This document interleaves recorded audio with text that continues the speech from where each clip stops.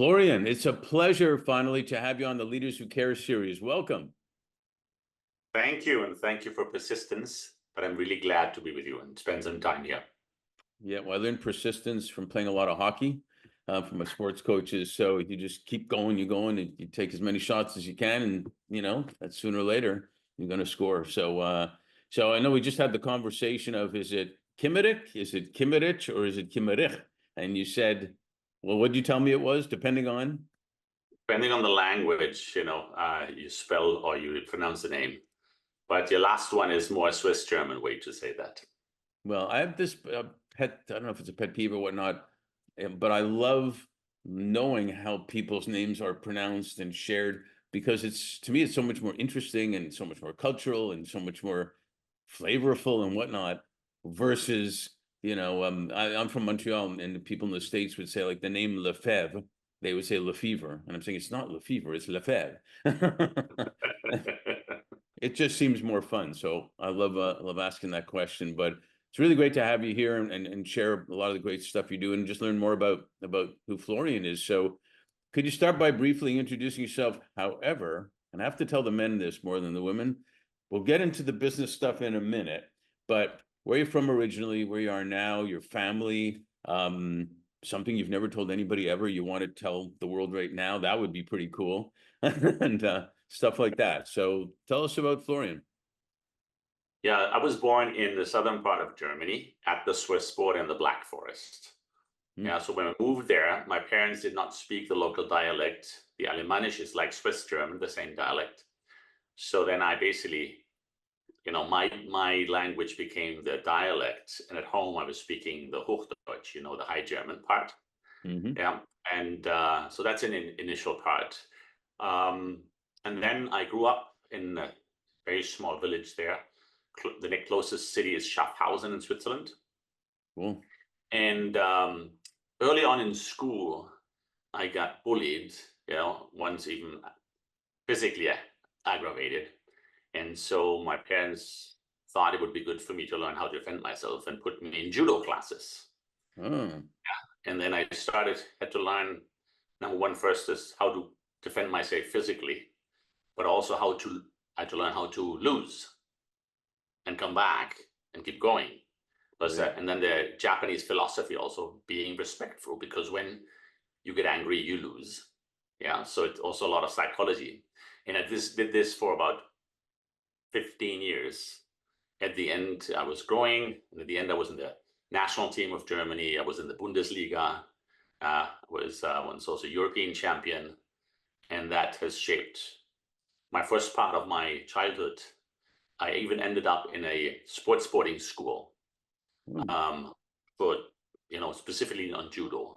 So in the morning school, in the afternoon trainings, and then weekends, all the different championships or whatever tournaments.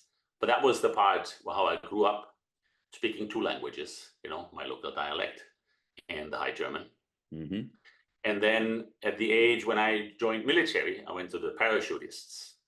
At the parachutists also, I would do my basic military training 3 months and then transferred to the sports company to continue to be prepared for Barcelona 92, the Olympics, basically. But that was the moment where I recognized, look, I cannot make a living with judo. Maybe I will end up having a dojo. And then I decided not to move to the sports company, and I stayed and I fulfilled my duty as a paratrooper. Even got the American wings, and then a native maneuver. Yeah, nice. Jumping out of a Chinook. A Chinook, yeah. Nice. Yeah. And that was the part. And then basically there, what people might not know about me, I wanted to actually become a stand-up comedian. Yeah, to entertain people. Yes. And so my father said, look, there are a lot of good artists out there not making a living. Maybe you do something normal first, and then you can still do it. So I did my normal studies on business and marketing, and then I stayed in that path. Yeah, that was the first part of my life. Hey, that's amazing. You'll find then that I do a lot of sports analogies, because there's so many comparisons to business, to life, to everything, and so many life lessons. And so I think that's brilliant on how your parents guided you. And I was supposed to be I don't know, a pro hockey player, but a hockey player and then a broadcaster and everything. And my parents said, maybe you should do something like accounting or finance. So I can relate a little bit. Although I do miss that world a little bit, but you can definitely bring it into whatever you're doing in life. Tell me a little bit about family. Do you have family? Do you have kids? Do you have like dogs? So yes, I'm a proud father of 5 children. Wow. Yeah, so the youngest are twins, 15-year-old, and then 22, 24, and 26. My eldest actually lives in Canada today. Yeah, Right. north of Toronto. Yeah, Cool. and married. Yeah, and they're basically just last year they married and now taking the path. My wife is Mexican, so all of my kids have also a Mexican passport, and actually I speak Spanish, Mexican Spanish to my kids at home. Mother Muy tongue bien. is mother's tongue. Yeah. And so that's on my personal side. We live in Geneva. So actually, my youngest kids specifically, because since we moved here about 10 years ago, amongst themselves, they speak French, but they're not allowed to speak French at home, yeah, unless there's a visitor. So it's in Spanish. Yeah, and then in school, they have English and German. So that's the part where, culture-wise and speaking different languages is something I really enjoy. And maybe also on that side, just when I stopped doing sports, I had a lot of time. Because I was so dedicated next to school or my studies then. And that's when I started to play music. I didn't play an instrument. I didn't, have no formal part of that, but I put a band together in my village at its time, because we had one band doing all the carnival and all the parties, and they would stop and retire and said, actually, you cannot be. So I put the team together. Everybody knew instruments except myself. I just wanted to be the entertainer and sing, as you figured out and you heard before.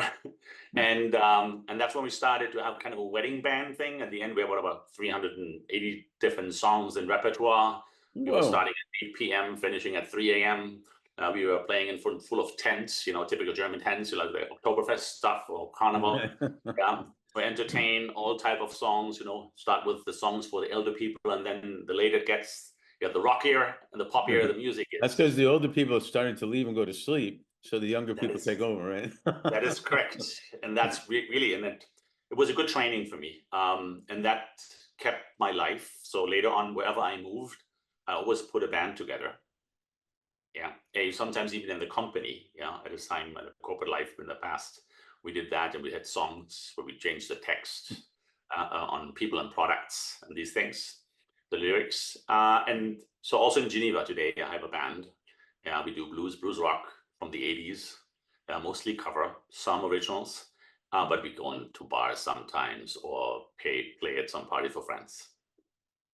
What, man, thanks for sharing all that. There's so many life lessons in what you've talked about, and one word that comes to mind when you talk about sports, when you talk about music, when you talk about speaking different languages, that really can be summarized maybe in one word called belonging. And all that stuff brings people together in one way or another, which God knows we need now, maybe more than anything. And it was interesting because I literally was on a call before this with people in the Middle East talking about peace, if you can believe it, and bringing people together. And so great for your parents, great for you for doing all that. And even the languages, even if you just try, people appreciate it. They don't expect you to necessarily be perfect in it, but that's all people want, is just respect and try and be be together. So I really appreciate you sharing all that. When you were in university, what were you envisioning from then? Again, in university, I focused on business administration and specialty in international marketing.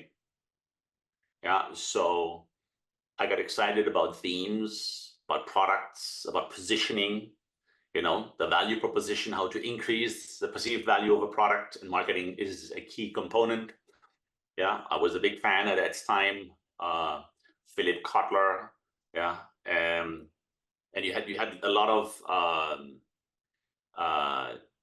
again, a lot of the marketing came from the US also. It's very marketing driven. And so that was a part where I started with. And then into the corporate world also. I was in the healthcare side for many years, and I worked my way up as a product manager and marketing. Did you, I want to know, for interviews, did you paratroop take the into the company to just to differentiate yourself from all the other people interviewing?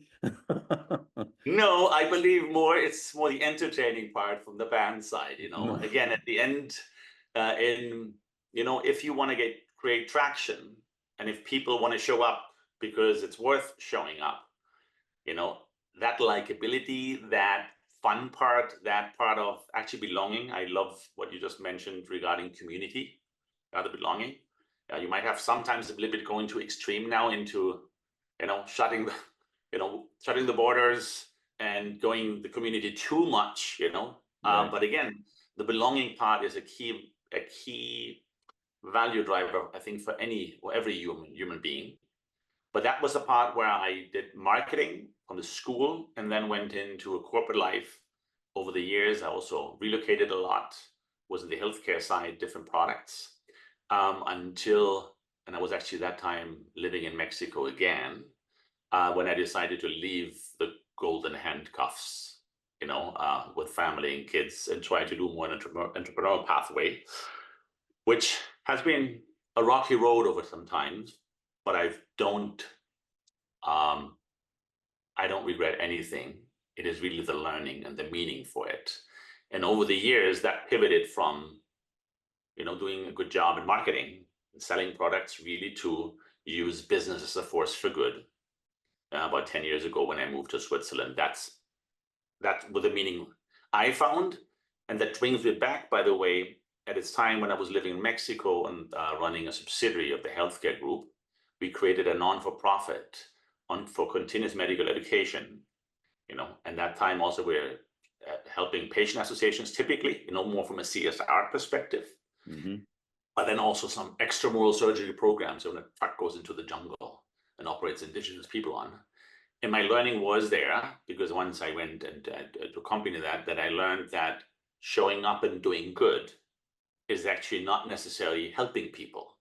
Actually, nobody wants to be helped. Right. Nobody wants to be pitied.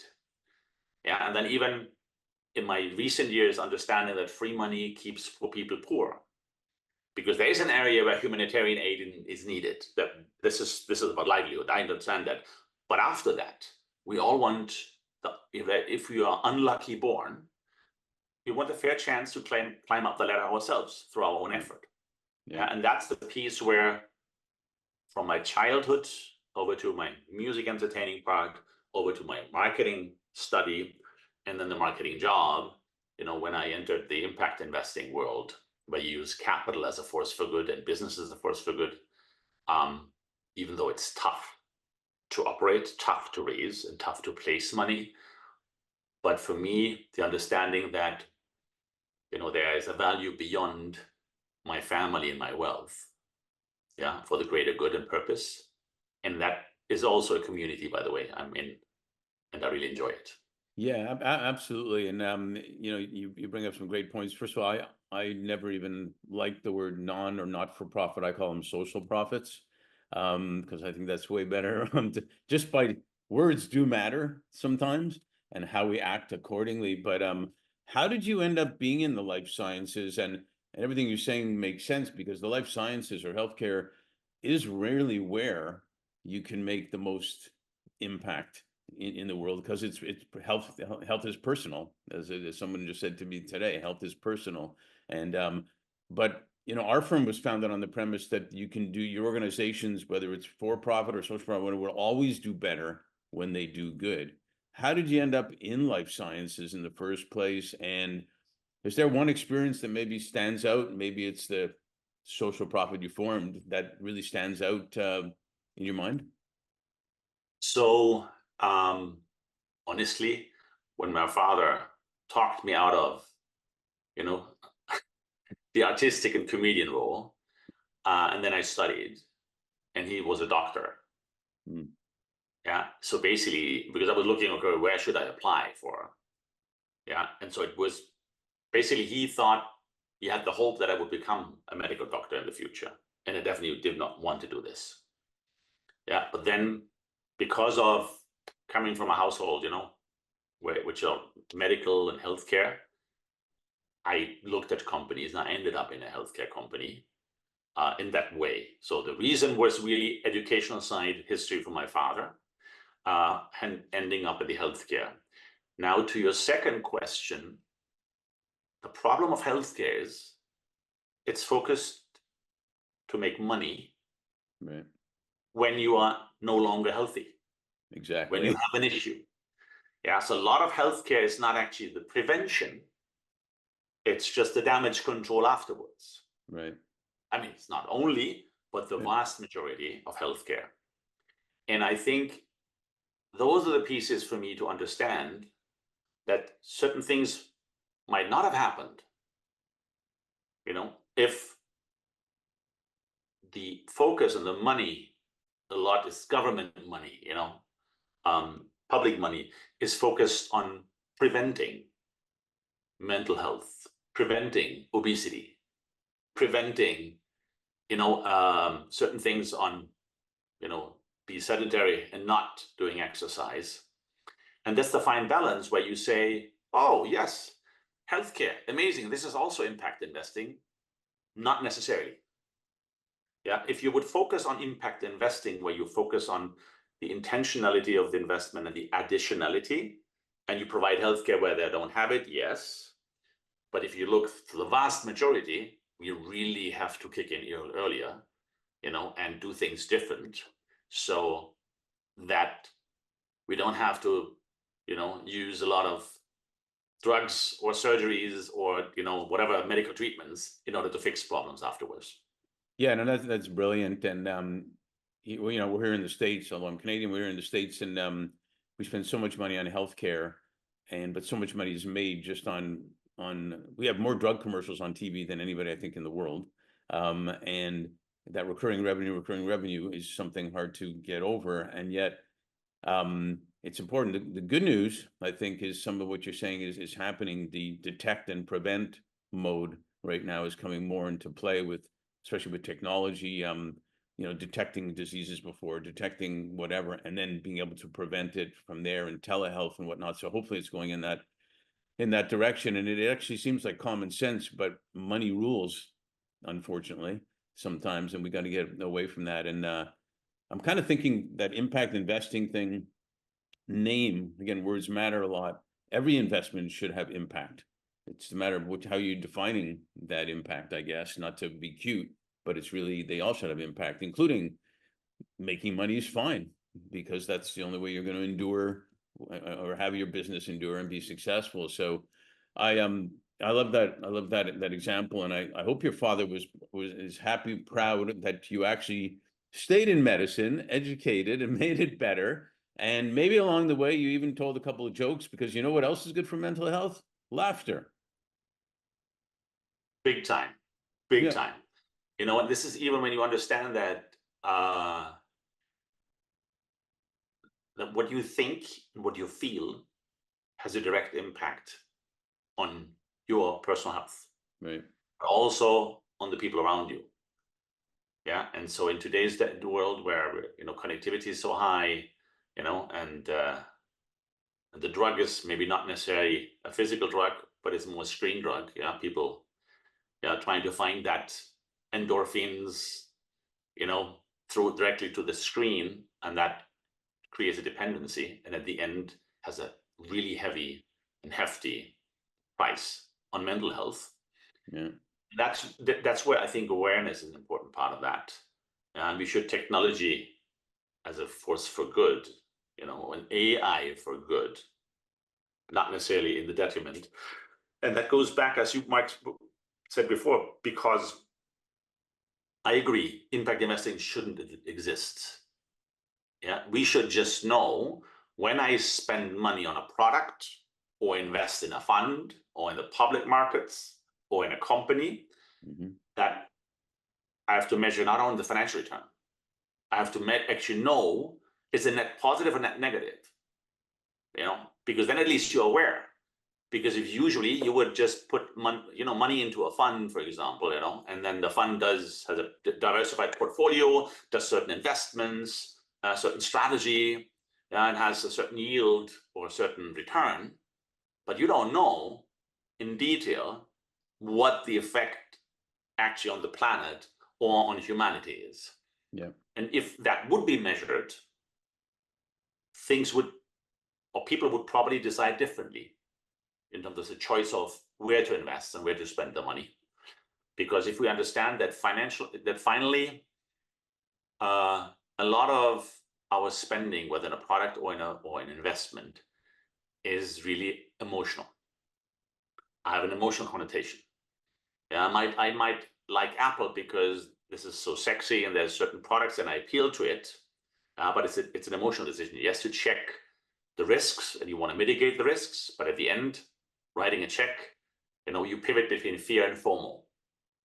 Right. Yeah, and an investor can go very quickly. Something is wrong. Hold a second when you back out. Yeah.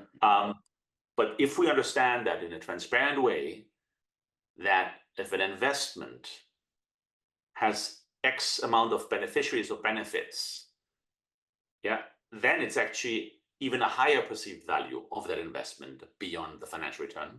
But I agree, it should not be separated out. Should just be normal. Yeah, and I think they're maybe slowly getting more and more towards that. Maybe not slow, but medium fast. We're getting towards that. And this is a Leaders Who Care series, and the whole point of it at the beginning was to share stories about people like you making an impact, because doing better in business, and what I have found in my life, doing better in family and life and whatnot, because they do care. And that's starting to happen more and more, that it actually is better for business, not to mention better for attracting the best talent that wants to be in a place where they can make money and have purpose at the same time too. This isn't rocket science, by the way. It's what the world's supposed to be, if you will. And so, yeah. This is actually a piece. One of my areas of passion is also personal development. Mm-hmm. And over my years in that quest, to find a happier life, and more purposeful life, I went through different methodologies in terms of personal development. Mm-hmm. Whether this is MBTI, whether this is Young Colors, or whether this is neuro-linguistic programming, or whether it's the Enneagram or human design, the different things around that. And not from a spiritual side, really from a side of learning more about myself, because I believe that I am the absent of my own education. I learn about everything except myself. Yes, I might do psychology, but that's, again, it's only post you have a problem. Yeah, not preventive. Mm-hmm. So why are we not learning in school? How do we function, emotionally, instinctively, mentally? There are different ways we can learn, because at the end, because human being is fragile and life is fragile, and life can be so quickly because of a disease or an accident or something like that. Yeah. That's why the ego is big of people, because you want to protect yourself. Yeah. And that's the part where then life becomes empirical. You ask me, why are you in healthcare? Yeah, because my dad. And because I wouldn't dare to do what I really want to do, compelled on the purpose side. Yeah, because you have to earn money. You have to be educated. You have to do a job. All of that is changing in today's world. And if I look at my kids, they tick differently. Yeah. In some ways I'm concerned. In the other ways, I'm really saying, oh, if I would have known that, at your age, probably I would have done other things. But it goes back to, rather than us to decide, and it goes even back to our feelings and emotions. Emotions and thoughts, Mm-hmm. That's the part where, if I'm only reactive, I have a job, maybe I lose a job, I find another job. Yeah. And I need to make sure that I have savings. I cannot risk certain things, because in a defensive way, you are reactive. And that it comes back because our life is so far more empirical. There's a very small percentage of people who kind of saying, this is what I need, that's my intuition, and that's what I want to do, and have the guts to do so. The vast majority of us, and I include myself at a certain age, is because I had to learn to manage my fears in order to do what I want to do. Yeah, 100%. It's also about, I've found, and we'll talk about influencers in a little bit. It's about leaders, again, not to be cute, it's about leaders that cared about us along the way and maybe help us to maybe stick to what we're really happy with, what our real passion is, etc. And us being open to learning from people who really do care about us and not be cynical about, oh, do they really care or whatever, or is there an agenda type of deal going on there. And along the way, you made a decision to join YPO. And Yes. I mean, like any organization, you get what you put in. It doesn't just happen by magic. What are some, I know you could probably we can do a whole series just on that, everything you've done there, but what are some special accomplishments or experiences you have had there, and how you've seen that impact, if you will, the next part of your life? Yes, so that was in 2007. I was in Mexico, same time with the foundation, and running the subsidiary in Mexico. And then I was also vice president Latin America for the group. I get invited to join YPO. And YPO, Young Presidents Organization, you think, oh, that's kind of a network. I actually tried out before Rotary. And I stayed some time at Rotary, but then I left because I was by far the youngest of 2 generations difference. Right. So it wasn't, I mean, they did some good causes, certain polio, being eradicated mostly from the globe. What is all accredited, but it's a different spin. But again, it's a community, as you say, the belonging. But I thought, I got invited and I did it. When I joined, I actually then very quickly learned the big value of YPO is not the networking that comes later, but it's really the forum. And within the forum, you learn to be vulnerable. And you learn, you have an area and a forum where you regularly meet, 6 to 10 people once a month under specific rules, and not to give advice. You can let your guard down. And that over time is magic. And that has helped me to have the guts actually to leave my golden handcuffs, and go on my entrepreneur route, which I've been dreaming of, but I didn't dare to. Right. Yeah. And again, it's tough. A lot of golden, let's say the part of the golden handcuffs is not only this, the comfort surroundings, but it's a lot of reputation, and you believe it's you, But when you understand that over time, once you leave the entity, the label is the label of the company. It's not you. You're just more or less a number, performing numbers, And that was part I learned to do and dare to do that with my YPO peers. And then over the years also, when things were sometimes difficult and I had some really different experiences, you have that base you can go to in the forum, and they're there for you, and that's the part. But once I moved actually into impact investing, I had this reflection. I was doing my own business in impact investing, but I said, hold a second. There's this organization, today 36,000 members in the world of business leaders, and they are focused on better leaders through lifelong learning. But the metrics to apply are financial metrics, the revenue, the size of the company, and the amount of employees to qualify. But once you're in the system, then you learn about be yourself, and you look at you, your family, and your business, but you do not look at the contribution, the impact, or the purpose beyond that. And that's when I thought, hold a second, there's something actually to do more. And that's when I started to do more than being in a chapter. And I was in the Mexico City chapter, that's why I joined. And then we moved to Europe, and I was a European regional chapter. But I really started to think about networks, and there are the impact networks. Yeah. And then when we looked at the networks, impact networks at this time, we did a reorganization of networks, and there was no network for the planet. Yeah. So I happened to, with a peer together, we created a group, pushed it up to 750 members to qualify to become a network. Yeah. To do planet. Awesome. And that was in a commission. Now it's over 2,000. Yeah, in that. And then I moved over at other roles. And then I also looked at, okay, what else is missing? Actually, there was not really impact chapter, at least here where I live. Yeah, so I with some other peers, you get together and said, okay, let's do this. Let's create an impact chapter, which is the North Star chapter. So we all have a common goal that our business, our main business, is resolving something. Can be for-profit or non-for-profit, but it has to be not a side one. And that has to become a home for me on the chapter side. Yeah. And then we also said, when can we meet? You know, and then with others, yeah, we created the Global Impact Summit. Yeah. And that's where you celebrate, and that's where it here and where people can learn about, and it's aspirational. And last but not least, also the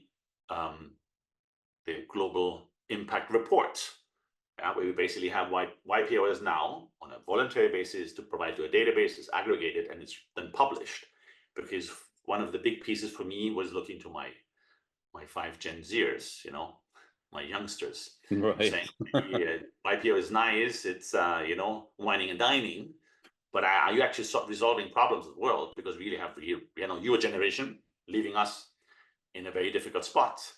And then I said, look, here is a report. Here you can see what YPOs do. And that has become the largest database of private companies on a voluntary basis to basically report ESG, what the companies do. And it's really amazing. So this is where you can see, for me, that has been a passion, which has led to amazing things over the years. Well, it is amazing how you kind of get a sense. There's always a thread between, I find anyways, growing up and how things develop further in your life, and the persistence from judo to be able to do what you're doing right now, the paratrooping, taking a risk, being bold, type of thing. And it's not just words, it's real stuff that's impacting your future. And it sounds to me like, in fact, I'm pretty sure you actually had the vision to create something that people really wanted, and no one was necessarily doing it or didn't know how to do it or whatnot, but people really want, because deep down, most people do want to have purpose and make an impact. And, again, comparing to sports, you have a regular season where the professionals are getting paid their salary, but when you get to the playoffs and the championships, they're not getting paid really at that point. They were paid for the regular season. They're motivated by their teammates, their fans. They want to win, etc., that type of thing, to keep going. And so it's funny what we get motivated by. I listening to you, thank you for putting the dots together. I'm good at if I dotting. look at now, again, being a very sensitive young boy, yeah, and I had to learn myself to toughen up, yeah. But also, if I look at that, when in the younger years, I loved to do, comedies and stand-up comedian stuff, a lot of carnival also to entertain people. Well, then the more wedding band type of thing, also entertaining. It was less the music, it actually was for me a little bit, and this is also when I love to listen to some of the comedians, yeah, and they can be all shapes and colors and flavors and what they have, but I just look at what they do. It reminds me also a little bit, you can look at Jim Carrey, yeah, you could look at good Canadian comedian, by the way, a good Canadian comedian. Yeah, absolutely. Trevor Noah, for example, another one, and others. But actually, a comedian for me, and I like comedy and like to laugh, is because I numb out pain. It gives me a moment to forget the ordinary stuff, the hamster wheel we are all in, with all the problems, whether they are financial or health-wise or political or whatever it is. It numbs out the pain.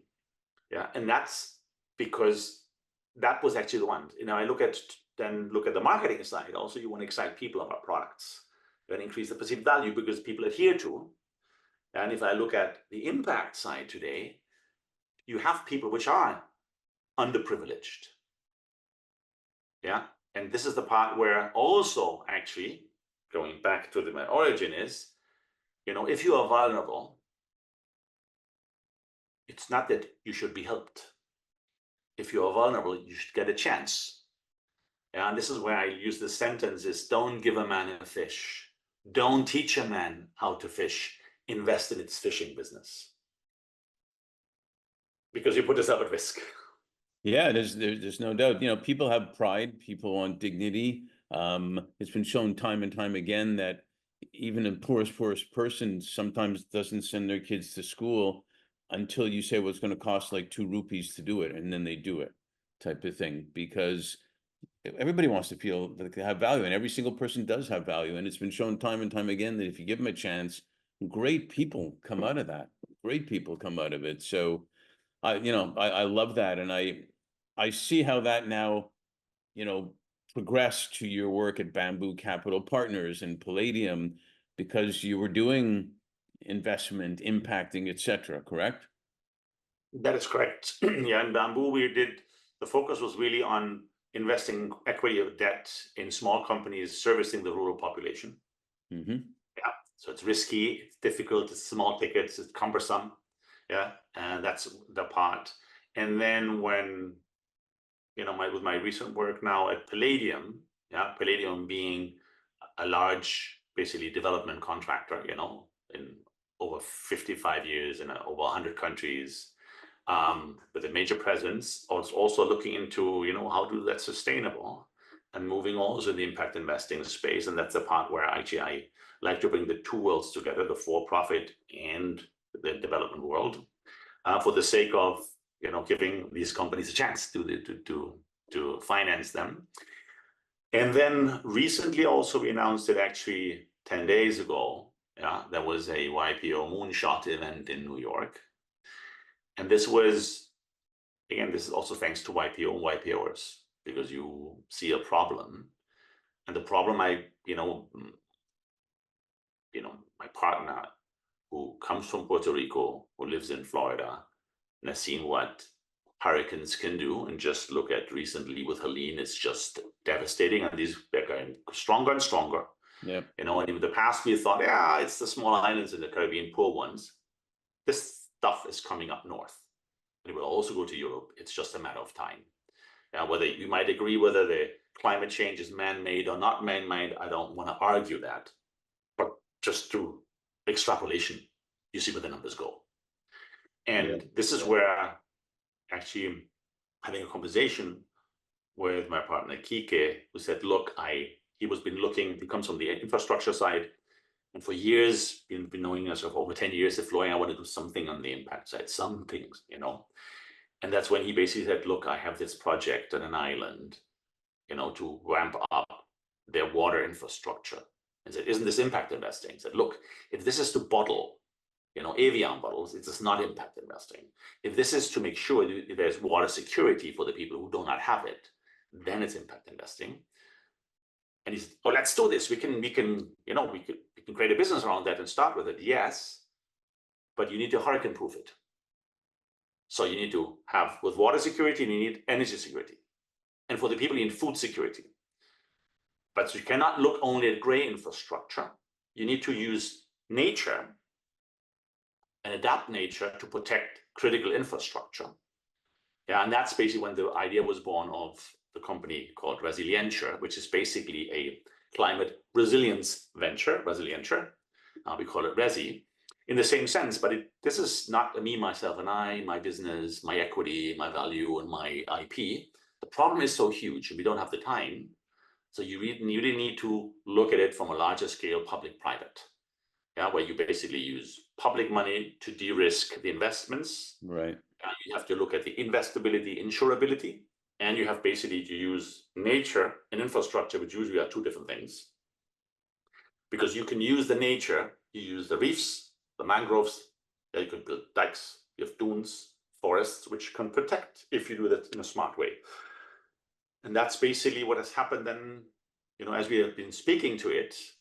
Yeah, I was, my Mexican family were in Mexico, and then you had the Hurricane Otis last year, October, which was not on the media screen because we were all busy with geopolitical and the wars over here on that side of the pond. Yeah, but this was a tropical storm, and within 5 hours became a hurricane category 5, hitting the city of Acapulco. They could not evacuate the people. 250,000 homes eradicated, with 1 million people living there. And by the way, part of my wife's family, also was affected. Yeah, our family there, a lot of friends there. We actually got married in Acapulco at the beach at this time. So there's a connotation to it.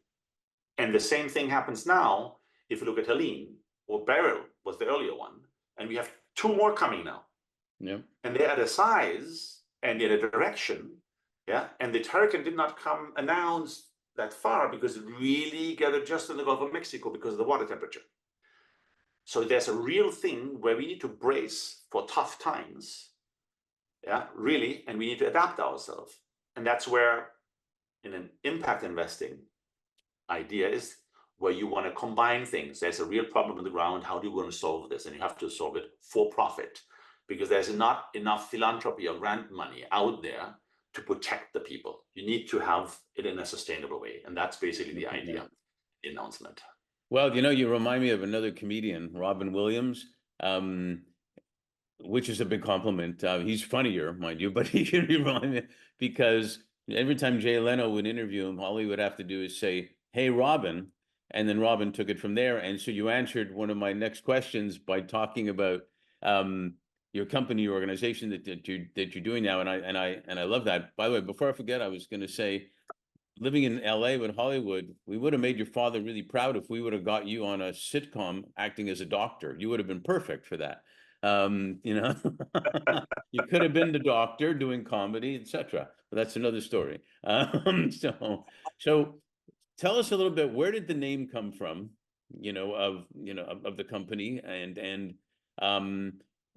was it always something in the back of your mind, coastal resilience, the shores? I lived in South Florida for years and years and years. Miami Beach is spending a ton of money on that. I was just in the Bahamas. We talked about this, where they're using coastal reefs and whatnot to protect.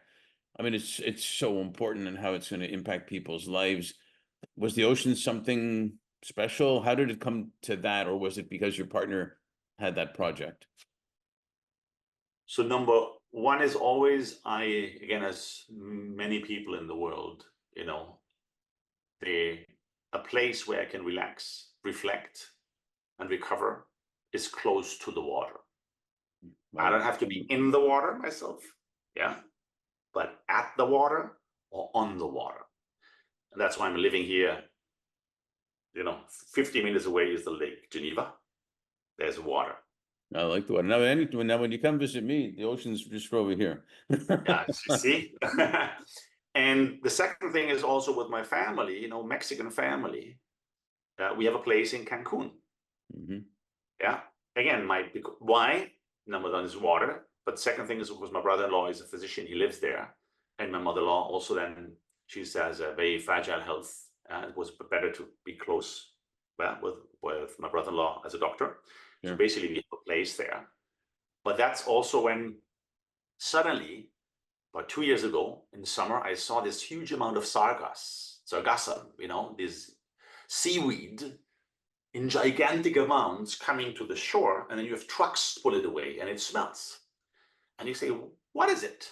So I wanted to know, and I learned there's two factors causing this effect of the growth. Number one is in Brazil, is fertilizers. And the more it's fertilized, the more surface goes into the rivers and then to the sea. And then temperature.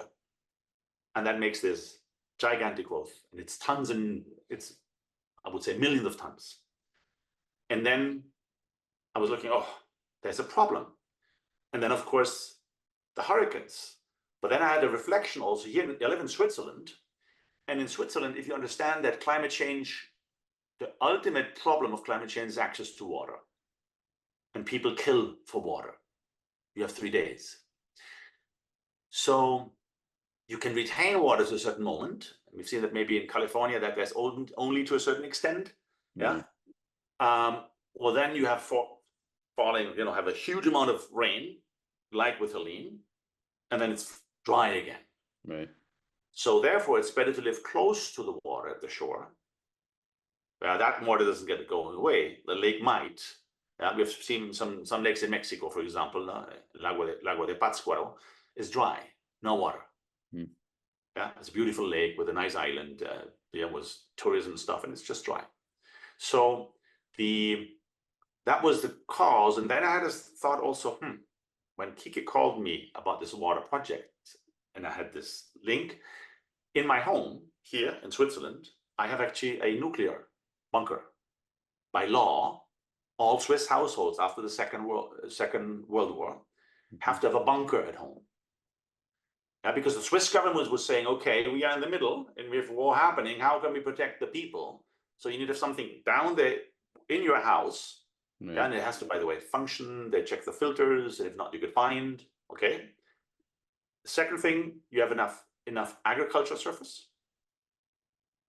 Then the military service, where you have your weapon at home in an organized way, and then also the water storage and to create energy.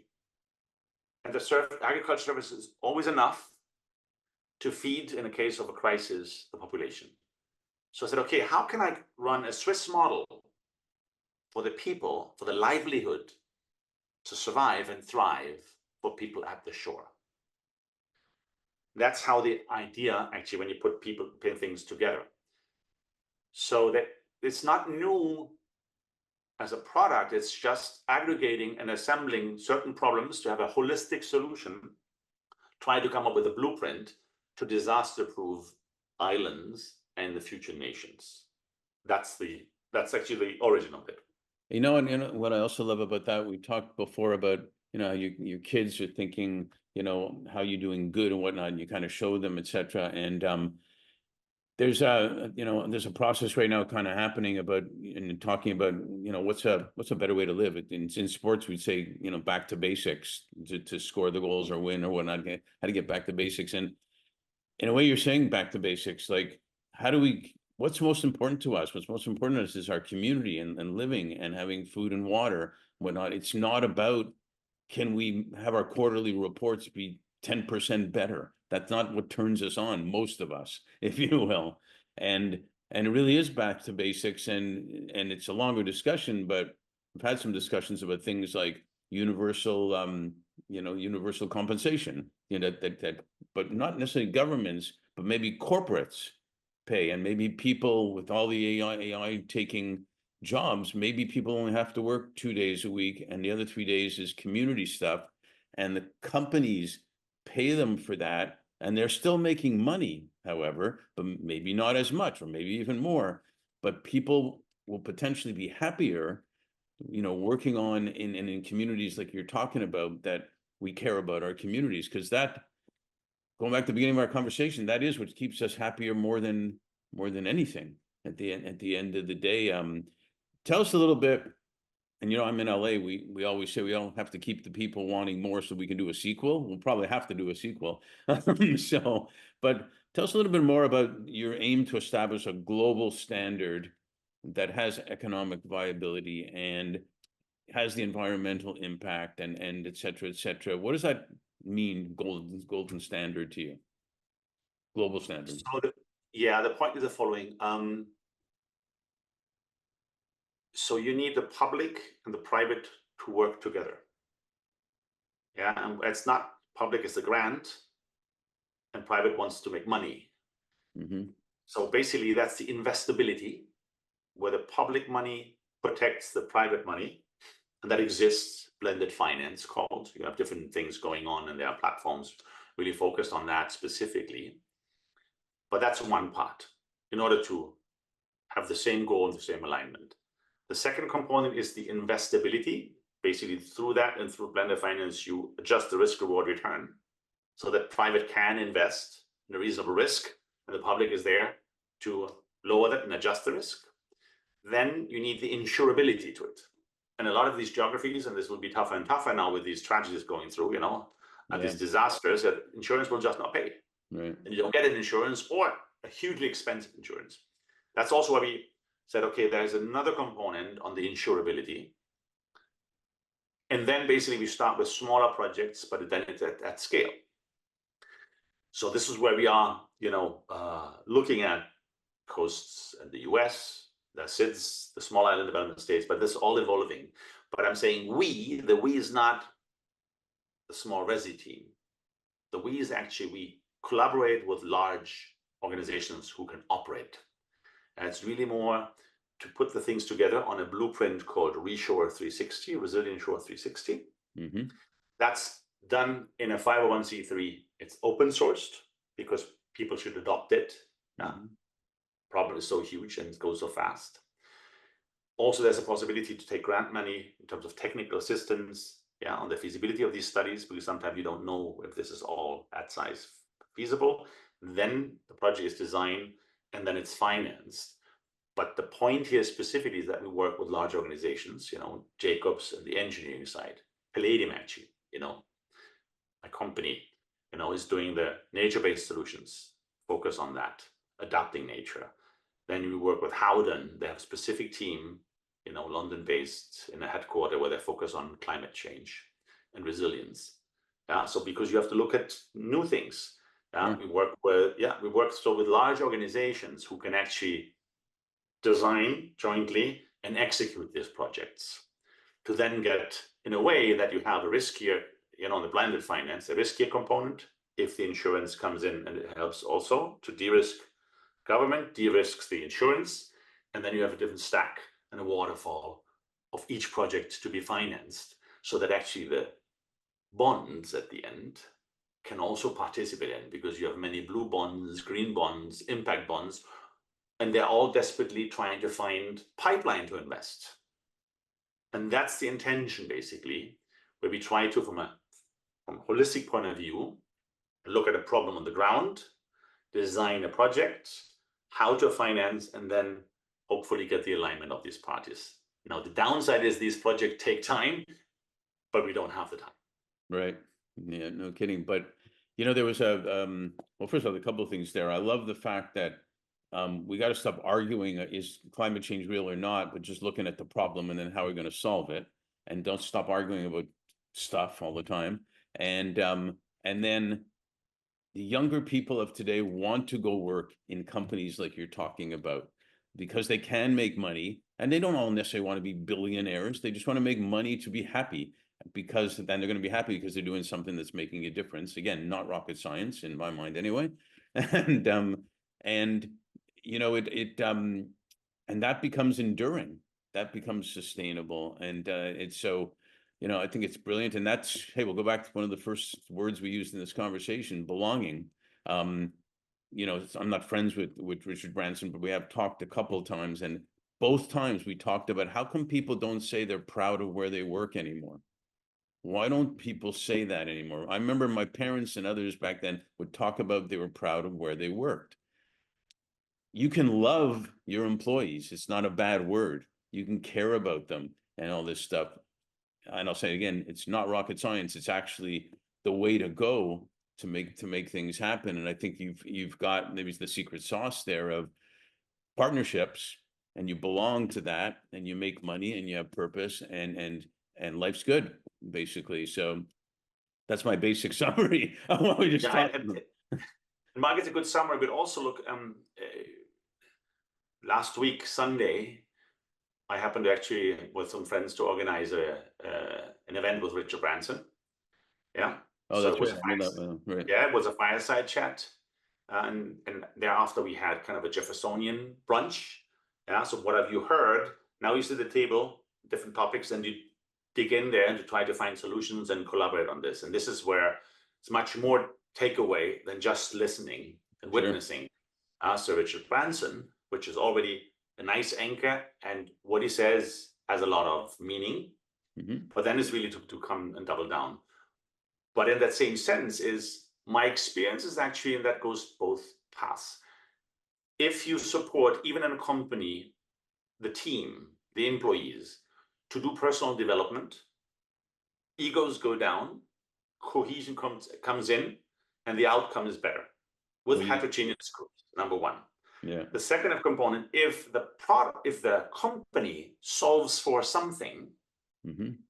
the intrinsic motivation increases. So you can measure that with a net promoter score. Mm-hmm. Yeah, and the net promoter score goes up, not just from an employee, but from a providers, from a stakeholders, everybody, involved in will adhere to it. And those are the two components where I'm mostly involved in, because I find them extremely catalytic and powerful. The personal development side, so you'll find and you figure out, actually, very often what is it, what are your purposes, what is your passion about, and you apply that in a job. And the second thing, if a company, and if YPOs, of course, own a lot of companies, if you look at, depending what it is, doesn't really matter. If you move your company with a certain component, or fully, doesn't have to be, you don't have to stop what you do, but into an impact, into business as a force for good, the effect is really contagious. Yeah, and those are the components where I believe 100%. you become a better leader. You have a clear answer. You can do something first to work on yourself, and then to involve that throughout the organization. Yeah, 100%. It's the way teams win championships. Everybody's got a purpose in their role. They're playing together to win the championship, same goal, and you feel good, you're excited, et cetera, et cetera. So I got one more. But Mark, you come also from the sports side. The last 5% to win a championship is psychological, purely psychological. Sure. That applies also when you're out there with a company, with a team, or when you want to succeed. So it's the mental state, of what you're doing, how you do it, why you do it. Yeah, and that for me also was my learning, on many years of sports. So to up the game is in the head very often. Yeah, and both teams want to win, and they're trying their hardest. And that we'll complete with this, but we'll definitely have to do a sequel. It's like you said back early on in this conversation about, you have to know how to both lose and win. And one of the best sayings from different people is, you never lose. You win and you learn, instead of win and lose. And that's another key right there. So I got one more quick question on this part. With everything that's happened between 2020 COVID and all that, the pandemic, to now, we're already now, and COVID for a lot of people seems like it was yesterday and years ago, all at the same time. What are you most grateful for, and what are you most hopeful for? So with COVID, it helped me to reset. I was at home, dedicated to family, and also learned that working from a distance in a hybrid way, we're not spending, 60 hours in an office away from the family. There's a way you can balance things. I'm really grateful for that. And now you work from home, here at home, very gladly. And yes, when you have to travel, you travel, but only if you need to. Right. So that's, for me, it's one from a business and from a personal side, very positive learning from COVID. I agree. Yeah. The second thing is also, I guess, with COVID, people had a break to think about and look about causes. What do I care about? Not just being on the hamster wheel, busy, busy, busy, busy. You retire and you die. Right. Yeah. It's really the component to say, okay, hold a second. And that has helped the cause for people also to think about, beyond the family and the bank account, right, what's my legacy? What the day, I ask that question a lot on stage, let me send you off with a question at your deathbed, other than having had a family and a bank account, what's the legacy you would like to leave it for this world? That's great. Thanks for sharing that. Well, I'm glad you're a leader who cares. I'm glad you're even more of a friend now. We were kind of friends indirectly before, but now we're in more. And the future looks bright with everything you're doing. So thanks for sharing, and thanks for being on the series. And thank you for being a voice about leaders who care. That is very meaningful. Thanks. Appreciate that.